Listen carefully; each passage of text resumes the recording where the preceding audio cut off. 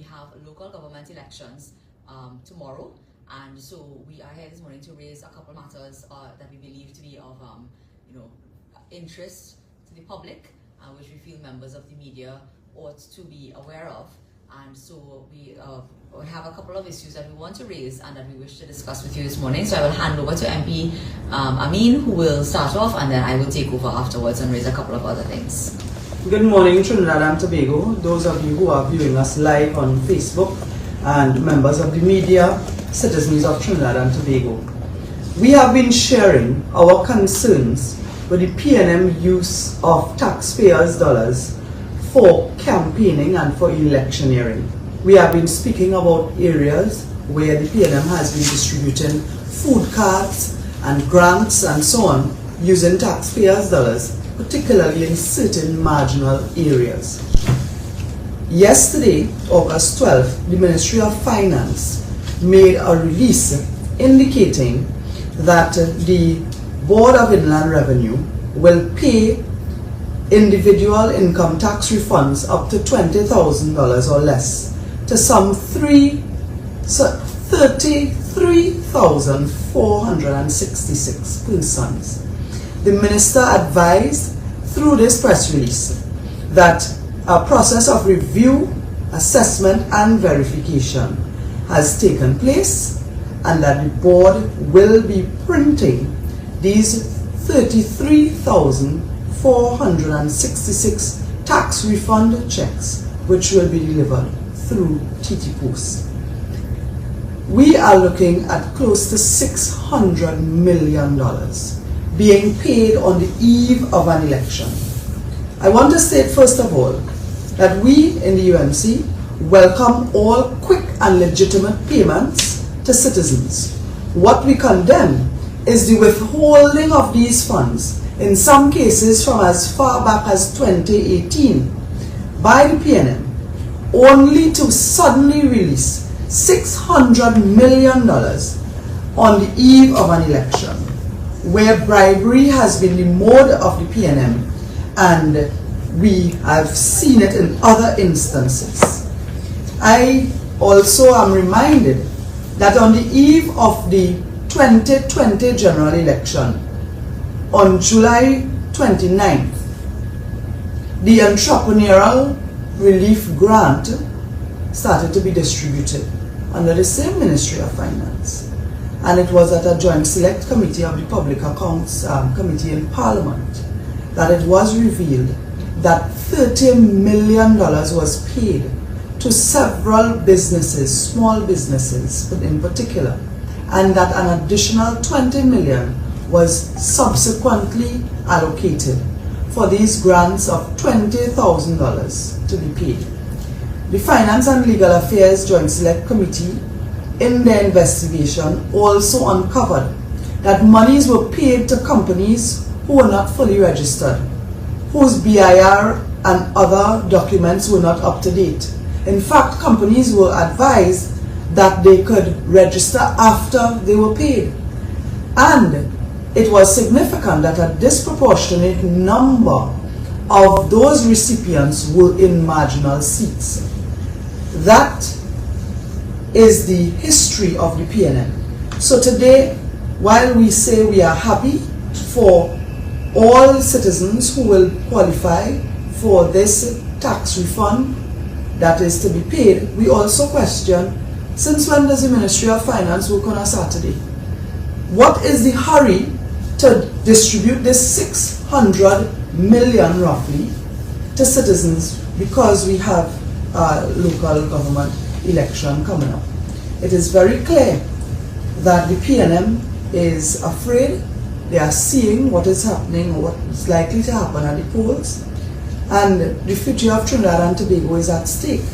Our citizens have suffered continuously through the 8 years, and the PNM style of governance is to withhold and abuse the citizens, withhold your legitimate tax refunds, strip you of your rights, and then suddenly, when there's an election, we see roads being paved, grants being distributed, tax refund checks being dispersed.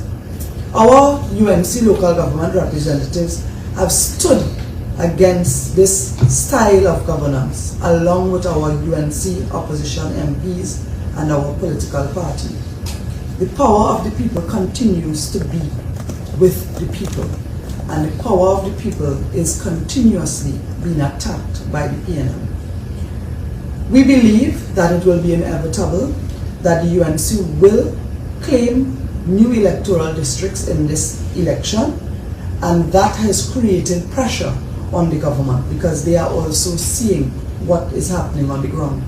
The UNC's campaign has been about safer communities, about how local government could improve the lives of people.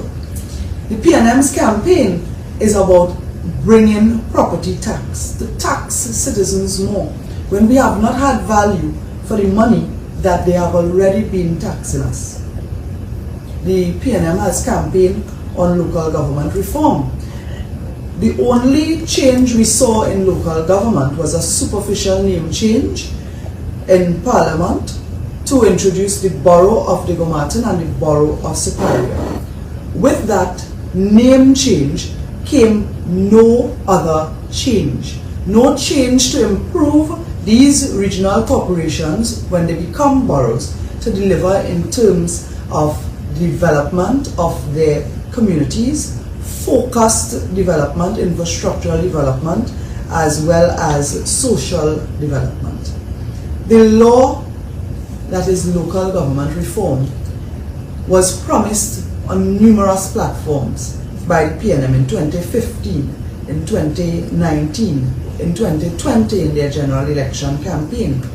In 2021, the law was passed. Nothing prevents the government from implementing local government reform. Yet, since this law was passed, the only section that the PNM found it fitting to proclaim was the section to change the term of a councillor from 3 years to 4 years, which, as we see, was just an attempt to postpone the local government election. Thankfully, the UNC stood in the interest of democracy and went all the way to the Privy Council, who ruled that the local government elections must be called on time. Nothing prevents the government from having a schedule to do their reform, from informing the regional corporations and the ministry about how they intend to roll out this reform.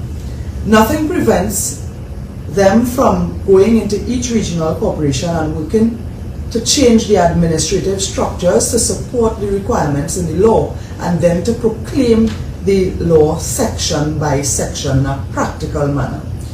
When Faris Alwari indicated the government's intention to postpone the local government elections, he also indicated that there will be a schedule. We are yet to see that schedule. Again, it is just another promise.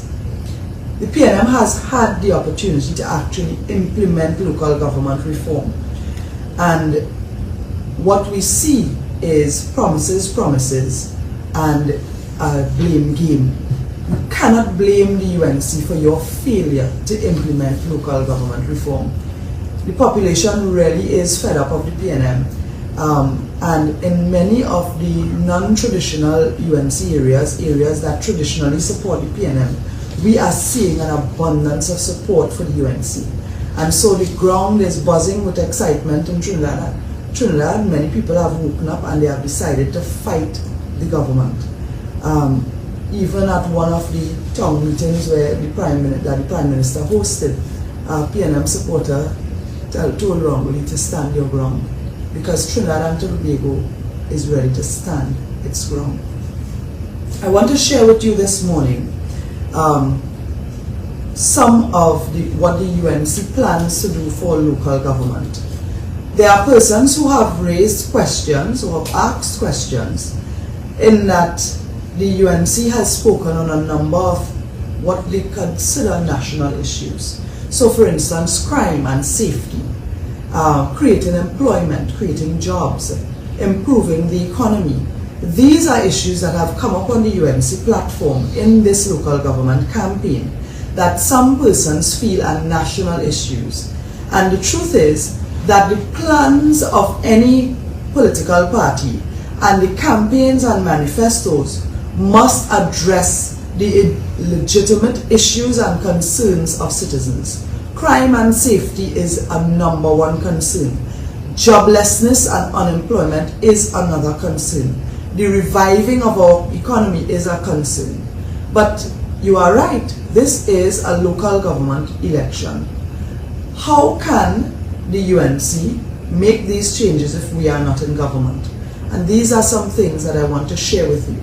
When we speak about securing communities, we speak about restarting community comfort patrols in each municipality.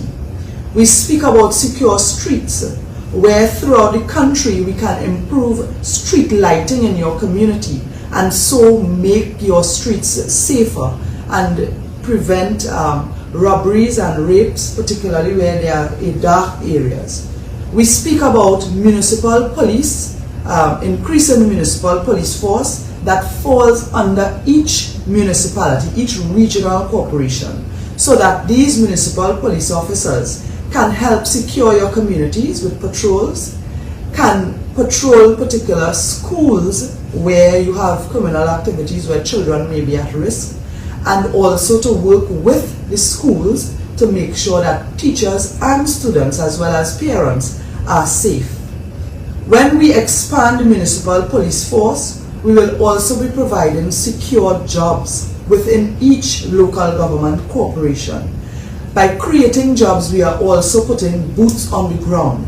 So the jobs that are desperately wanted will be done by people from the regional corporation to provide safety and security within that regional corporation. When we speak about securing homes, while the Minister of National Security has failed to reduce murders, to reduce robberies and home invasions, we believe that you, every citizen, must be able to defend your family as a human right. We support stand your ground laws to protect your home and your families from criminals. We speak of safer neighborhoods. In many areas, residents have been making applications to have their communities gated to protect or to prevent criminals from driving through, scoping out homes, attacking, jumping your walls.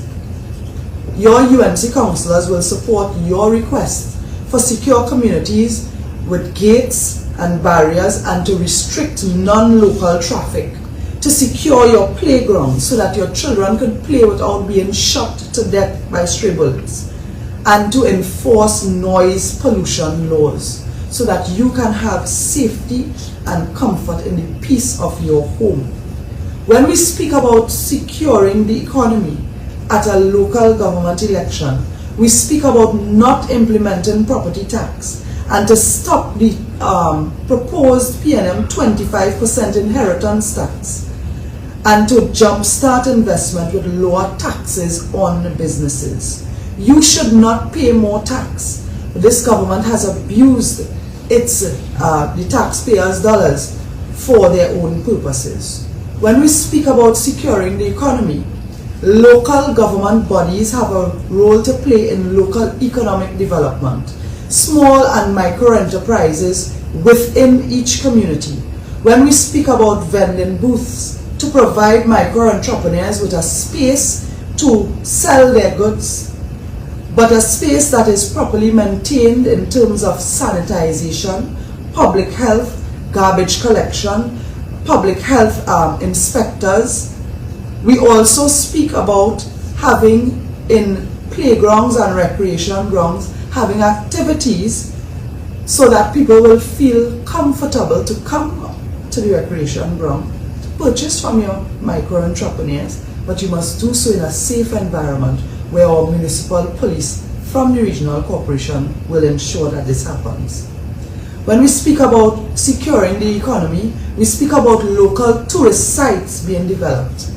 The access roads to get to these tourist sites, the street lighting along the way, again providing opportunity for vending, for collection of revenue to maintain these sites, because if the site is in a proper condition, people will pay to go in. You have the opportunity for local foods, for craft, and to be sold, again, supporting micro-entrepreneurship. So I'll use an example, the mud volcano in Trinidad, in South Trinidad. Do you know what the condition of the road to go to that site is? Do you know what the condition of that site is? Do you know that it is for the regional corporation to play a role in maintaining that site, to ensure that there are adequate benches, facilities such as toilet facilities and so on, that the site is in fact a safe place, that the road to get there is accessible, and that you can pay a fee to go in to help maintain the facility. We are about local government reform in the sense of it being real. The UNC is the only government who implemented real local government reform by providing councillors with offices, secretaries. The UNC government provided tax breaks for councillors to be able to access vehicles so they could come to your doorstep and provide better representation. The truth is that while national security, employment and the economy may be national issues, there are a number of ways that UNC-led corporations will tackle these issues. And in that regard, I trust that you will put your vote next to your UNC candidate in every region in Trinidad to allow a different sort of governance, because central government has failed us. The Minister of National Security has failed to keep our community safe. The Minister of Finance has failed to stimulate the economy, and every government minister from the Prime Minister down has failed in terms of job creation. And we believe that at local government we can address these issues at the community level. I have seen in numerous instances where your regional corporation can make the difference. And you know that the UNC has been the one performing when we have natural disasters, we have flooding. Our UNC councillors have been on the ground and with the people. When we have the recovery from your natural disasters, it is the UNC councillors who stand the most with the people.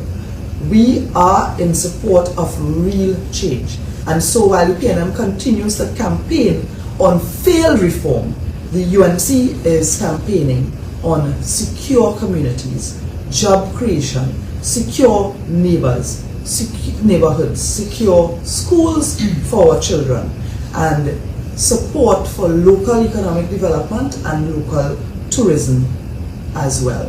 So I hope that this explanation would give you, share some light in terms of how some of these issues that may be considered as national issues can be addressed at local government, and why it will benefit you to have a UNC-led corporation wherever you are. I thank you for this opportunity to share, and at this time I want to hand over to my colleague, Senator Jayanti Lutchmedial, who will speak about some serious concerns with this election coming up. Jayanti. Thank you very much, MP Ameen, and thank you so much for using your detailed knowledge of local government to explain the UNC policies. I think it is important for the population to understand that having a central government that has failed us, it is very important for UNC-led corporations to now pick up the slack, so to speak, and to take the lead and bring some relief to the citizens of this country who are suffering, because we want people in the country to have a government and to have representatives elected, whether at a local level or central government level, who can care about them, not just in the weeks leading up to an election. Somebody said that as of midnight tonight, all paving will cease until the next election. And we believe that that is what we have been seeing. One of the things that, and you raised the issue of these payments being made over this weekend, the UNC is campaigning using its machinery, whereas the PNM is campaigning using the machinery of the state. They are abusing their powers as the persons who are in power at the moment to use the resources of the state to try to campaign. And it raises a number of concerns. And I want to say this morning, what I'm about to say is of serious concern to us, and it is something that we have raised previously in different ways, but it's about free and fair elections. Free and fair elections are really one of the hallmarks and one of the cornerstones of a democracy. And if you do not have confidence in the integrity of the voting system, then it impacts upon our democracy. Last week, many of you would have seen that the opposition had cause to query the procedure being used, and it is a procedure that is allowed by law, whereby additional special voting stations were being established at various locations. So if you are a special voter, traditionally you will go to the office of the returning officer where they are stationed, and you will be allowed to vote. So I will give you an example. In San Fernando, we have 3 different locations where there are returning officers. Each returning officer is responsible for 3 electoral districts. So if any of those districts you fall into, you will collect your ballot and you can go there and vote. What the EBC did pursuant to Rule 76 of the election rules is establish additional stations, and these stations were established at the EBC's offices in Port of Spain, San Fernando, Tobago. They were established at various police stations throughout Trinidad and Tobago. One was established at the Moruga, near to one of the heliports that service the offshore platforms, at Camden, where they have as well people coming in and off. So persons who are stationed offshore were allowed to come in and vote, and a couple of other locations. Now, I think that was about it. It was about 6 different things, but various police stations. What we were concerned about is that when these ballots were leaving these locations and you were allowed to vote there up until Thursday, they were being sent to a particular place to be batched up and then sent to the respective electoral districts. Because unlike what happens at the office of the returning officer, you do not have to be from Port of Spain to go to the EBC's Port of Spain office and vote. You could be from Moruga, you can be from Toco, and you can go to the EBC's office and cast your ballot. And then they were going to sort all of these ballots out, take them out of the boxes, sort them out, and package them in a particular way and send them to the respective districts. When we made an inquiry, we were told that we were not allowed to have people there to observe. The honorable political leader, in her wisdom, and again because she has been raising the issue of free and fair elections and has repeatedly asked for observers, reviewed the law on the matter, which provides for witnesses to be present when this is taking place, and wrote a letter to the EBC saying that, look, you are asked to reconsider your decision. If you do not, we would have to take the necessary action, because we believe that the law catered for observers. And it really was a bit disingenuous for the EBC to take that position, seeing that at the special polling stations, normal ones where the returning officer is present, you're allowed to have a polling agent to witness those votes being cast, to also have the packaging and so on can be done. So if you're allowed to have polling agents present on election day and you're allowed to have polling agents present at the office of the returning officer, why can't you have an observer when the EBC dealing with these ballots at the additional polling stations? The EBC was, I would like to say, forced to reconsider its position and to permit us to be present when these ballots were being packaged up now to be sent out to the 141 polling divisions. Because what could happen is that you can actually have a box coming from, let's say, the EBC's office in Tobago, where persons could vote in any of the 141 polling electoral districts in Trinidad. If you are perhaps in Tobago for work or whatever, that is the logic for why they established these polling stations. It might have been, very maybe foresight on our part, but when we went there to observe this process on Friday, we detected some irregularities, and I see that our press release has gotten some coverage in today's, I think it is today's Guardian, but they put irregularities in brackets, so I don't know what they consider to be, if they didn't consider it to be an irregularity. But what took place is that whilst we were in the room observing, and I was personally there as the party's representative, before particular boxes were opened, because the boxes, of course, it was a methodical process being undertaken, before we had gotten to specific boxes, I observed that the seals had been broken. And not understanding what exactly was the explanation, I took it upon myself to photograph those boxes. 2 boxes where I observed the seals to be broken.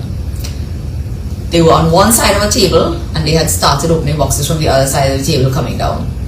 As they got closer and closer, I kept observing to see what they were doing, explanations were taking place, etc. And some 20 to 30 minutes later, when they got to that box, I said, hold on, why is this box open? They said, no, I just cut it open. The person who was in charge there from the EBC said, I just cut it. I pulled out my phone. Thankfully, technology now, everything is time-stamped. I said, at 2:06 p.m., I took this photograph. You can see the seals broken, and we have, in fact, sent out a press release attaching pictures that I took with my phone of the seals broken in these two particular boxes. It was, at that point in time, it was like close to 2:25 or between 2:25 and 2:30. So the seals were broken before you got to these boxes. No one could proffer an explanation as to what had transpired with those boxes. They said maybe we were thinking of starting on this end of the table and we started to cut them and then we went to that end, and all sorts of excuses were given. But that's not the point. The point is, I registered my concern there and then with the Assistant Chief Elections Officer who was supervising that activity on the day. The activity was completed later that afternoon. I immediately reported what had transpired to the political leader, and we started to look into it. I did raise the concern. I did also ask for further information about what had happened with those boxes.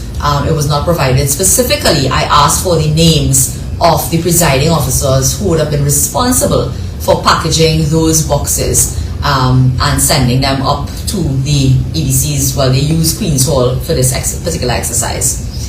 Now, additionally, and I'll just touch on the second one before I go back to the first thing. The second incident is that there was a particular polling division established at the Sandy Grande police station. They did not package the ballots properly, meaning that the actual ballot that you vote on in a special voter, you put it into an envelope, and that envelope is put into a bigger envelope where you have to write your name and address, and you swear a declaration that you are the person and all of that.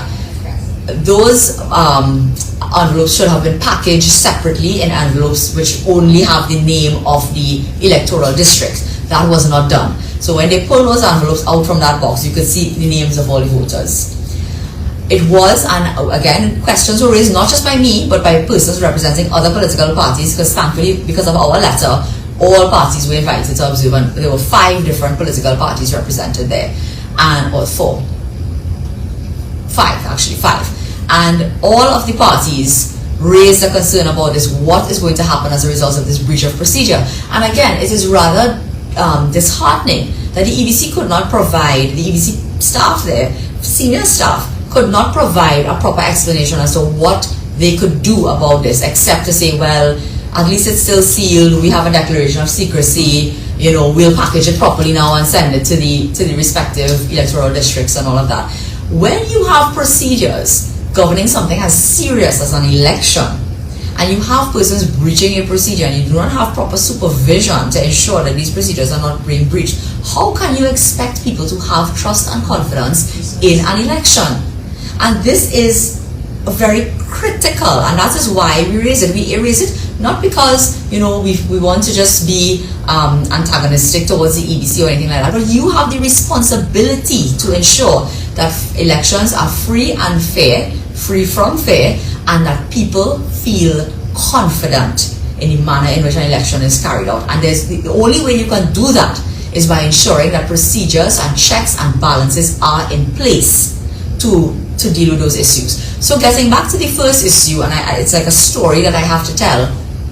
Having raised the matter there and then with the EBC, having reported it to the party, to the political leader, our national executive, as to what I had observed, because we were only allowed one observer at that point in time. And I had to, you know, reveal to them what I also found about those boxes and so on.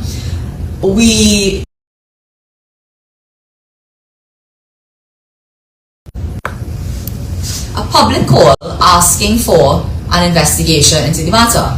Again, very disheartening that the public legal body established in law to have, you know, total control over all matters relating to elections would issue a statement saying that they note the PR from the political party. But the chief election officer has not received any formal correspondence from the UNC requesting an investigation. Well, I want to say today that that formal correspondence has been dispatched from the desk of the political leader of the UNC.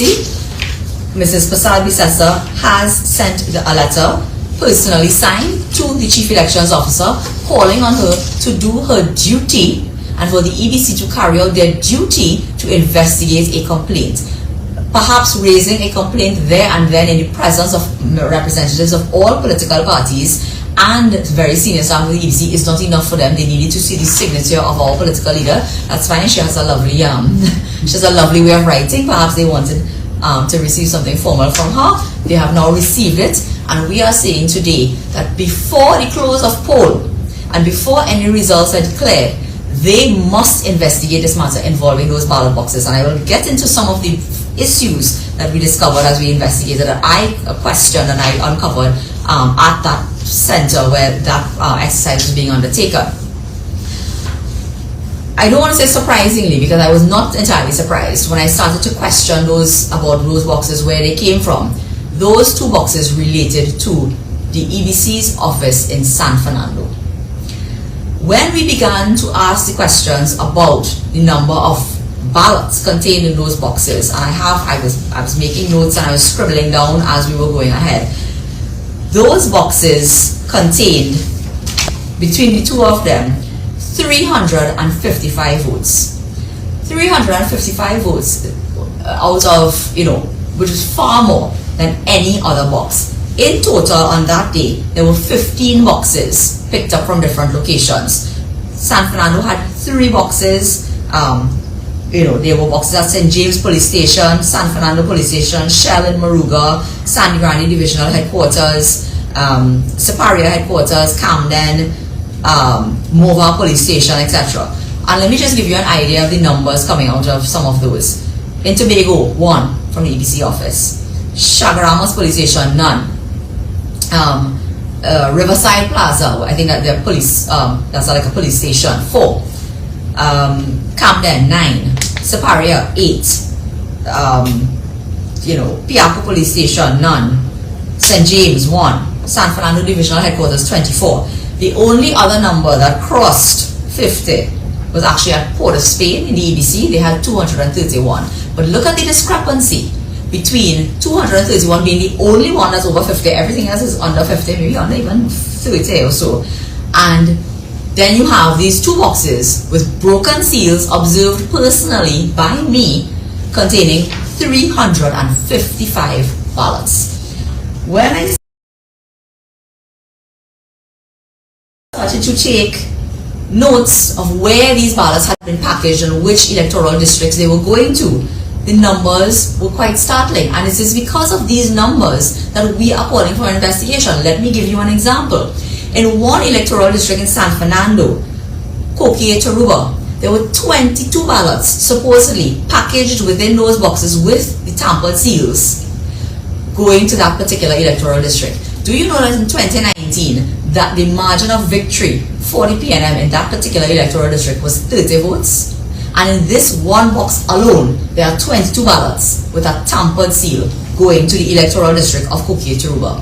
In other districts within in the San Fernando area, look at the numbers, 29 votes going to one particular electoral district. Now, is it not, I'm no statistician, but the amount of votes going to specific, very hotly contested areas, like 29, which doesn't seem like a big number, but when you have in other areas 1, 8, 5, 11, 2, 1, 1, 3, and going down the road like that, I made a list. I had names of all of our candidates, and every time I was crossing off how many votes were going there. You have in every other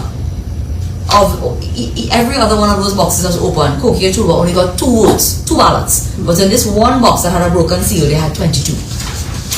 So when you look at the numbers, and I have collected the data, and again, perhaps the EBC sorted, we didn't write to them quickly enough or whatever. We had to analyze this, and we had to look at it to ensure that what we were saying, was grounded in fact. We don't make wild accusations. We ground our concerns in facts and in data. And the data, which the EBC is in possession of, because they have the sheets returned to them now showing the numbers and so on, the data is enough to raise a concern and for them to have a proper investigation into what has taken place with these particular ballot boxes. I want to also say that, this is not just because, and I don't know why it is, me having raised the concern at the particular venue on that day, that the EDC felt that it was necessary to wait for a letter and so on.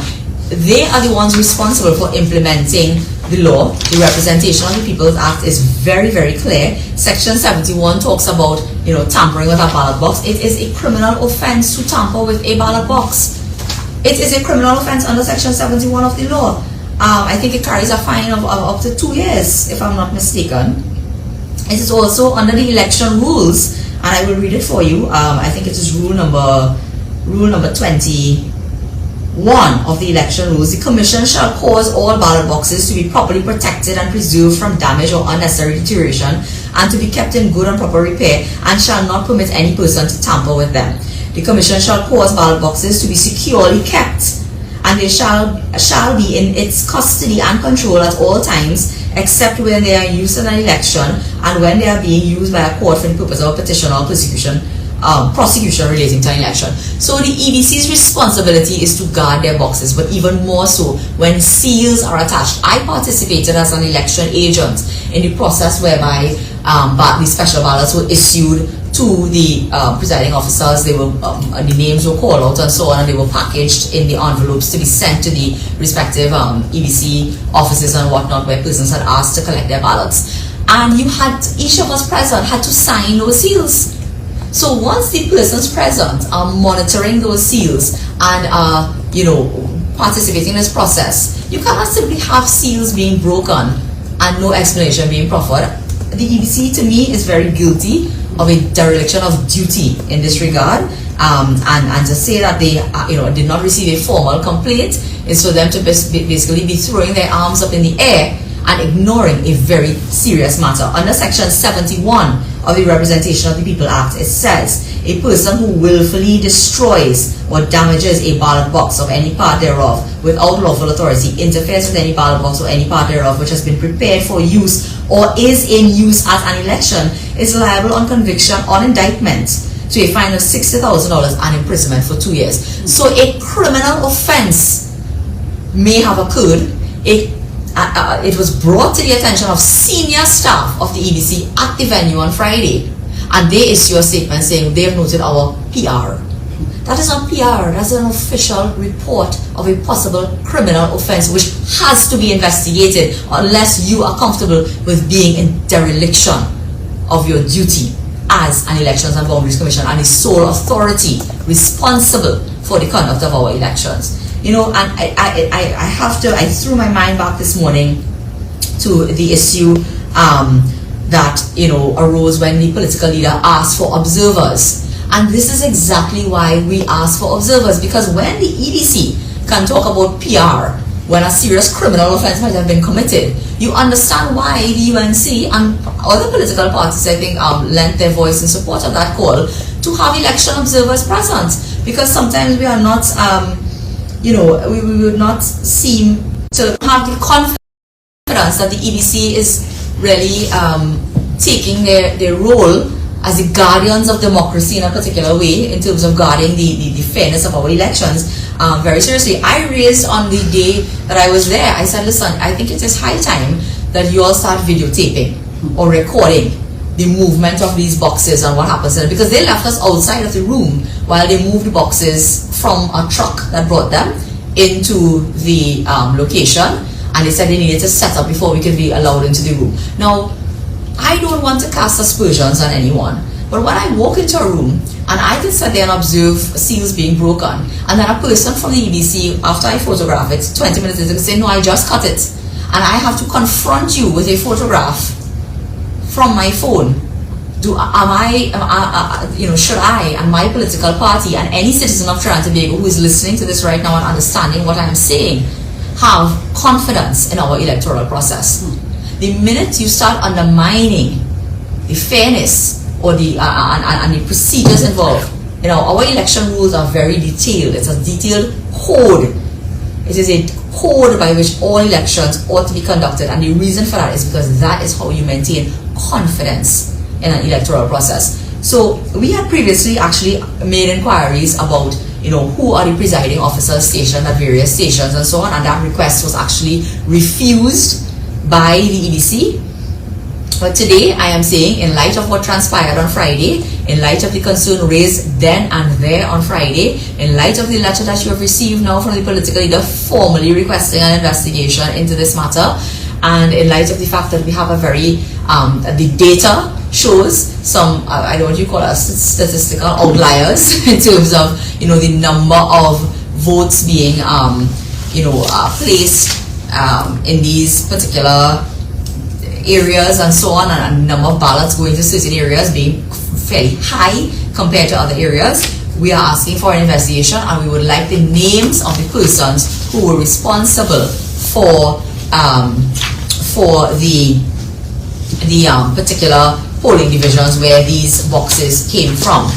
I think it is useful for the public to listen to what our political leader had to say, and the letter sent out to Ms. Fernasiscope, who is the Chief Elections Officer at the EBC, because I think it will explain very carefully what has transpired and the concerns that the UNC has at this point in time.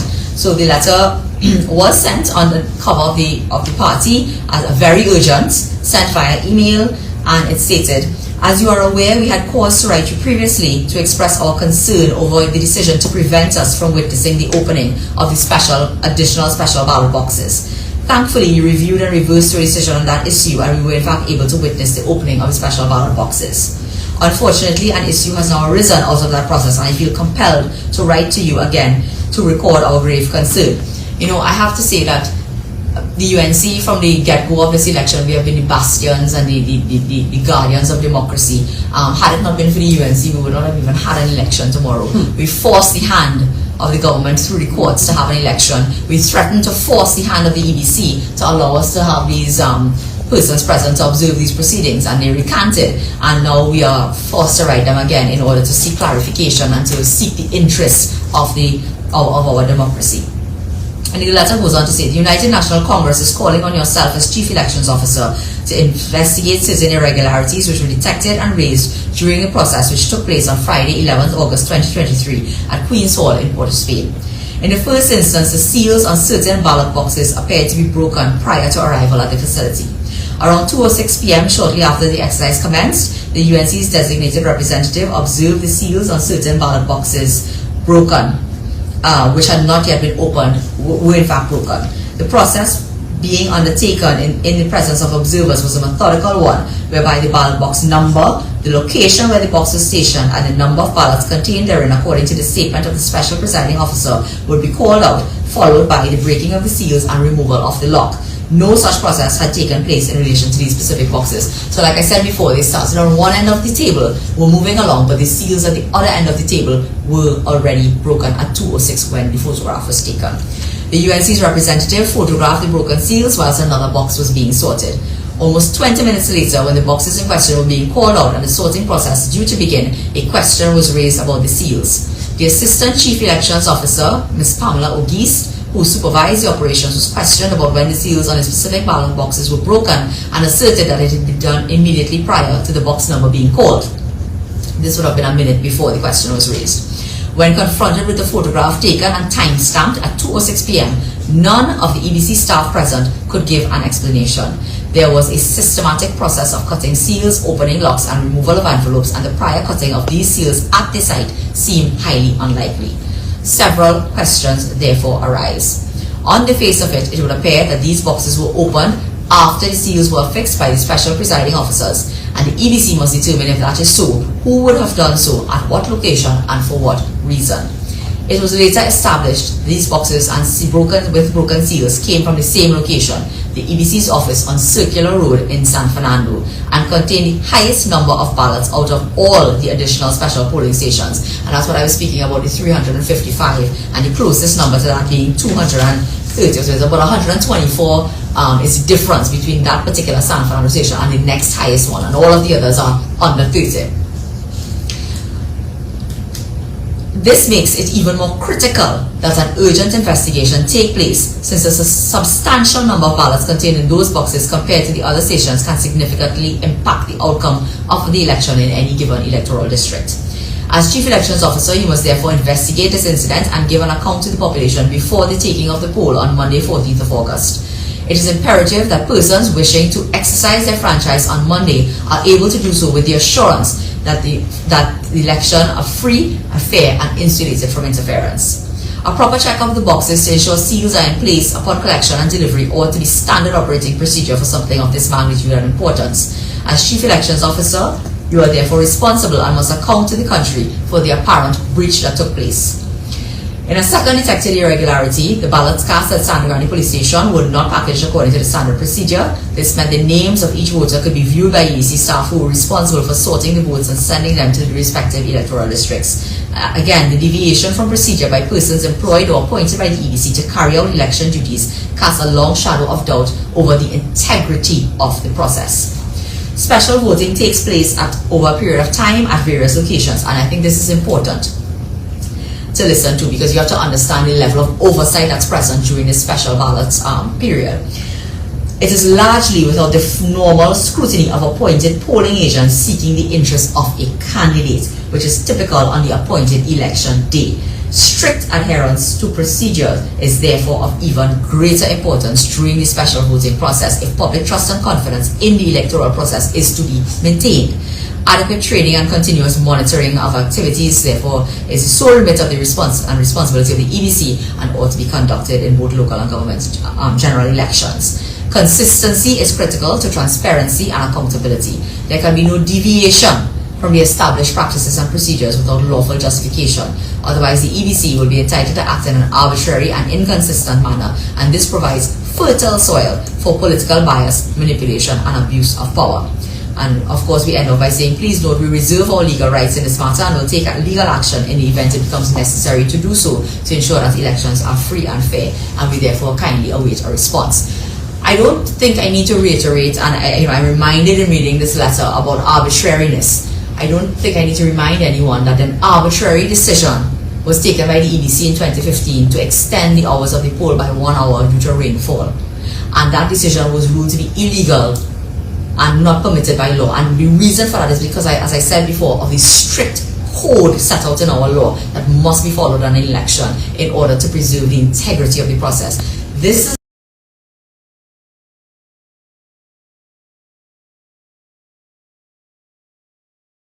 the integrity of the process. So we have taken what we consider to be the appropriate steps in this matter from the get-go, raising the matter on site immediately. If the EBC did not see it fit at that point in time to initiate an investigation, one would certainly think that this matter is serious enough, now that they have been written to, that they will take immediate steps to investigate and to account to the population. Because you do not want to have ballots being cast in an election which could have been susceptible to interference. You do not want to have ballot boxes that could have been susceptible for interference. And at the end of the day, if a criminal offense is conducted under our law, you cannot have an authority with as much power and responsibility as the EBC turning a blind eye to interference with a ballot box in an election season. So I want to end off today really by saying that the UNC continues to be committed to upholding law and order. We are committed to the rule of law. We are committed to having free and fair elections. We cannot legally prevent the PNM from abusing their power in central government to use the resources of the state to campaign, which we see them doing all the time. But what we are saying is that, and as MP Ameen said, the ground is fed up. People are tired. We are seeing a wave throughout this country right now.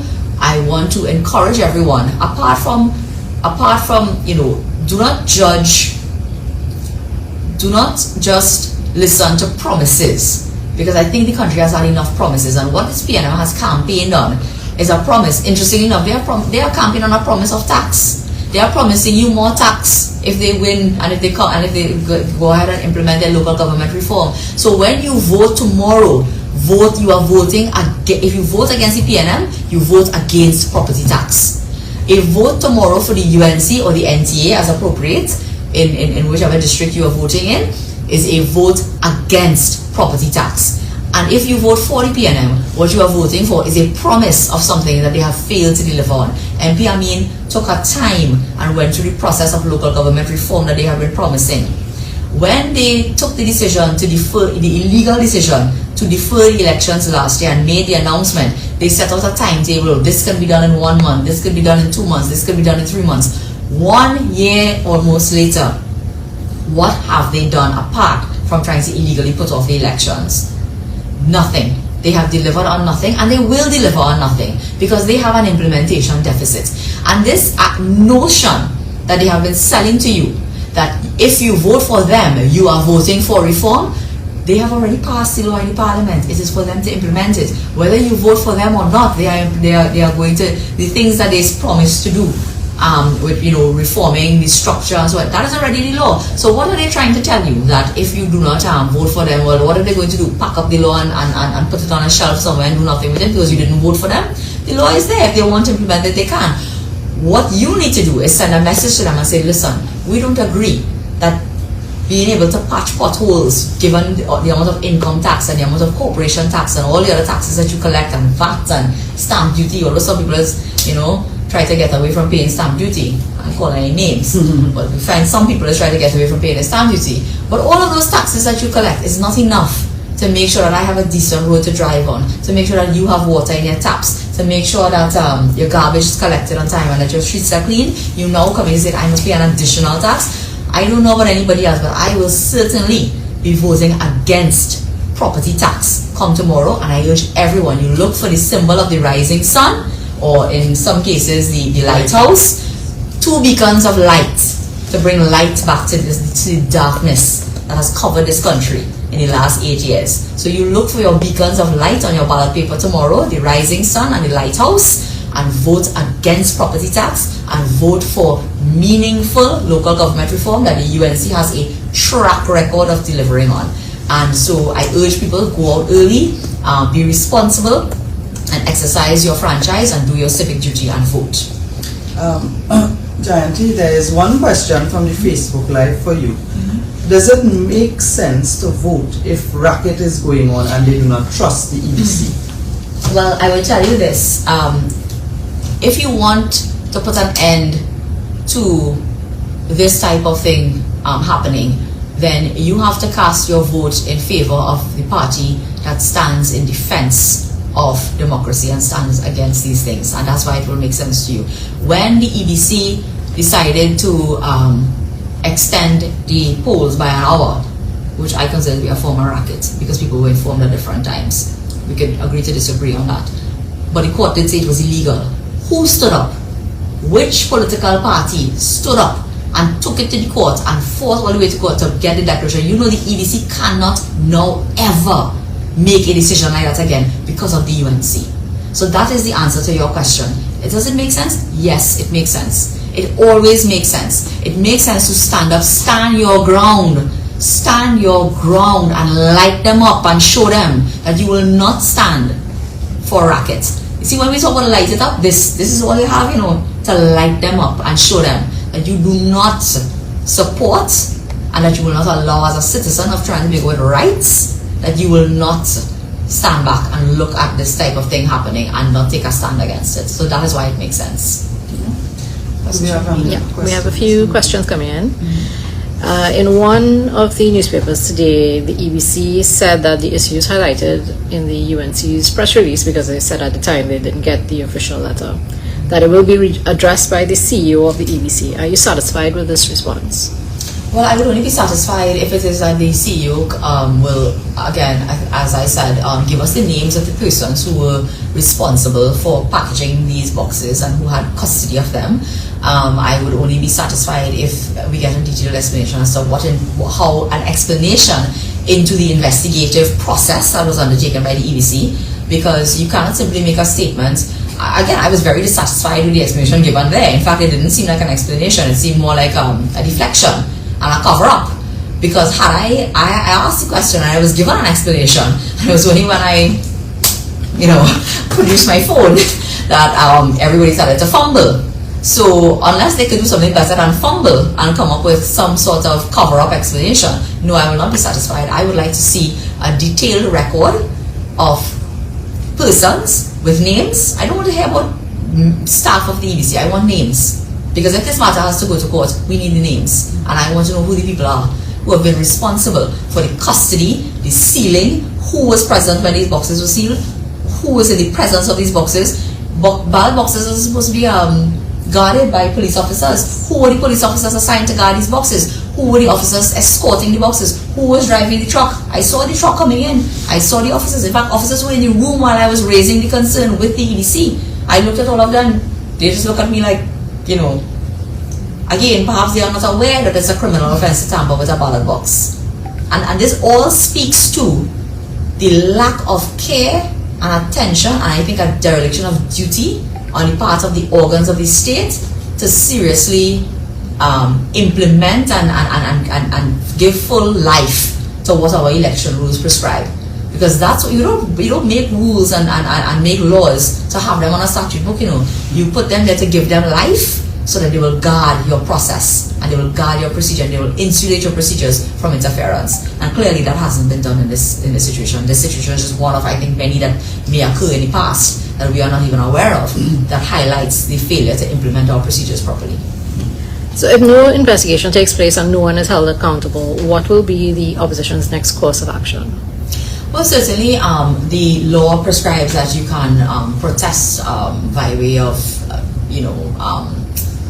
an election petition if it is you're not satisfied with the action taken by the EDC and the investigation. There are other avenues as well where you can file to review the decisions of the EDC. So we will consider all our legal options depending on the response that we get. When we get that response, we'll look at it. Of course, I think it's an established fact. Everybody knows, even the PNM know we have the best lawyers in the UNC, and so we will consider all the legal avenues available to us when we get that response from the EDC.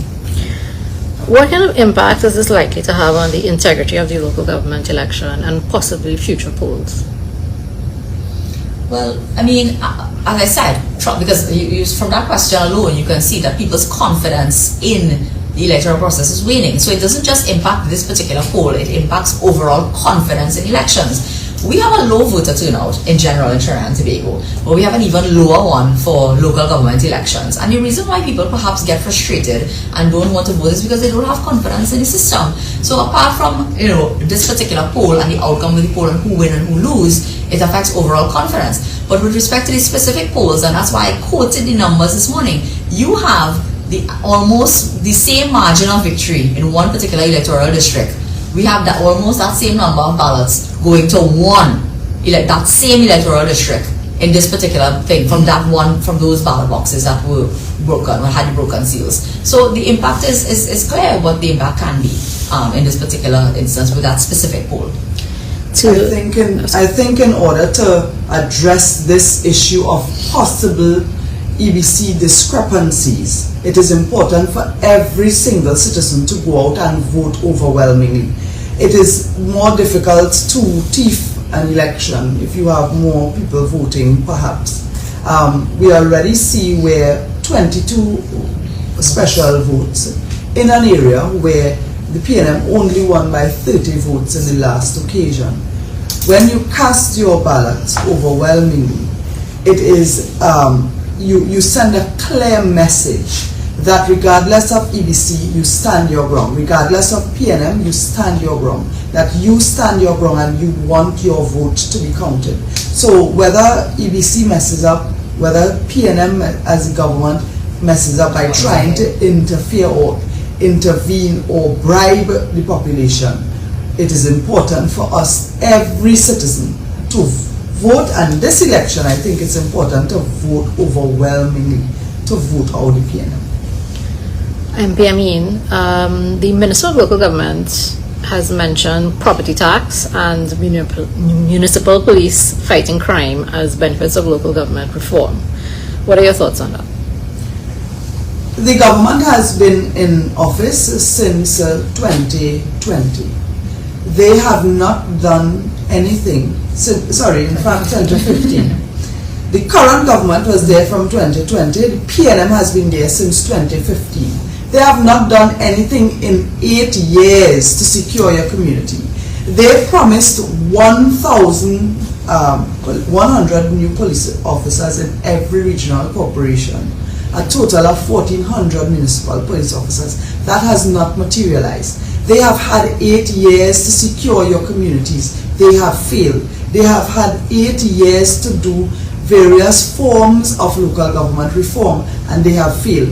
When the UNC was in government, we brought a piece of law to allow proportional representation so that every vote cast within a region is counted, and so aldermen were awarded based on the proportion of votes to a political party. The UNC did not just pass the law, we went ahead and implemented it. It was proclaimed and it is practiced now. You have to be real with reform. Reform is not just a promise. So Faris Alwari, too late shall be the cry. You are clearly trying to make excuses for your government. It will not work. I suggest that you deal with some of those serious potholes in San Fernando rather than trying to fool the population at this time. Both political parties held their final rallies yesterday, and one of the major statements coming out of the PNM was the Prime Minister's call to specifically Afro-Trinidadian youth to put down the gun. What is your take on that? We in the UNC have always called on a stop to violence in the community. We have been calling on young people to turn away from violence. But you know what we also do? We create jobs so that young people can have something else to turn to. We give them opportunities for training and retraining, for skills training, so that you'll have a skill to earn legitimate income. Telling young people to put down the guns when you do not provide jobs for them to put food on their tables, Rowley, is just lip service. We in the UNC, our position has always been to create opportunities, create jobs, create training opportunities and opportunities in sports and culture to allow the talents of our young people to bloom. We have many very educated, very talented young people who, because of lack of job, lack of income, may fall prey to get to criminal activities. And so it is just lip service to say put down the gun when we do not provide opportunities for young people. It's interesting, as a Prime Minister who, presided over the closure of a refinery that saw I would say the economic death of certain communities, what we call the fence-line communities, and communities which have experienced a stark increase in violent crime, would stand up and tell people to put down the gun when he has done absolutely nothing to target the poverty and joblessness in these particular communities. I've walked to those communities in this particular election, and all I can hear, and Khadijah, you would have joined us in some of those communities in Marabella, bordering the refinery and so on, where so many young people who had jobs, and so many young people have been thrown on the breadline because of PNM policies. You have created a situation which makes it attractive for people, or make them for them to be desperate enough for someone to put a gun in their hand and take it, and then you want to pay, as Khadijah said, lip service and tell them to put down the gun. You have to do something to improve their lives. That is your role as a government. So if you are doing nothing and you are proposing nothing, and you are actually taking decisions which promote and facilitate and make it harder for people to have an alternative to the criminal lifestyle, and to keep them away from criminal, when you take away their scholarships, when you take away their laptops, when you make school less accessible to them, you make training opportunities accessible to them, standing up and saying put down the gun is just a nice tagline for newspapers to print. It's nothing more than that. Now, the EBC has said that it did not receive any formal correspondence from the UNC, but you read from the letter from the leader of the opposition. Yes. So is that considered an official Well, I would think so, but of course I don't know if I don't know what they want. They want to send it a pigeon. I mean, it's formal. It was sent by email to the EBC. Perhaps at the time that the media reached out to them with for a comment, they hadn't yet seen it. But to be so nonchalant and to simply dismiss the concern raised at the site with your senior staff as PR, when we are raising the possible commission of a criminal offence, I think that is very concerning, and it speaks volumes to the level of concern that the EBC appears to have when it comes to the tampering with an election. So we have written formally, but they have been aware of it from the get-go, and it ought to be considered formal, and it has been done prior to the opening of the polls. I believe, I can't say if they acknowledge receipt of the email. I believe they would have, but I could be corrected. I stand to be corrected on that, but the email was sent, the letter was sent under the hand of the leader of the opposition. Okay, those are all the questions that we have. I think Fern Narcissus, as the CEO of EBC, is starting to sound like the PNMP team.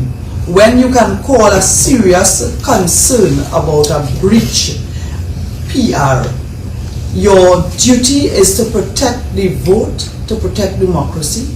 Your duty is to ensure free and fair elections. Your duty is to investigate any and every complaint that comes to you and then determine if it is legitimate or not. And you must also ensure that it is, in terms of accountability and transparency, that your method to investigate and the results of your investigation is made public. And we have to be very careful as we see more and more PNM sounding like the EBC and the EBC sounding like the PNM. Be careful, Ms. Fern.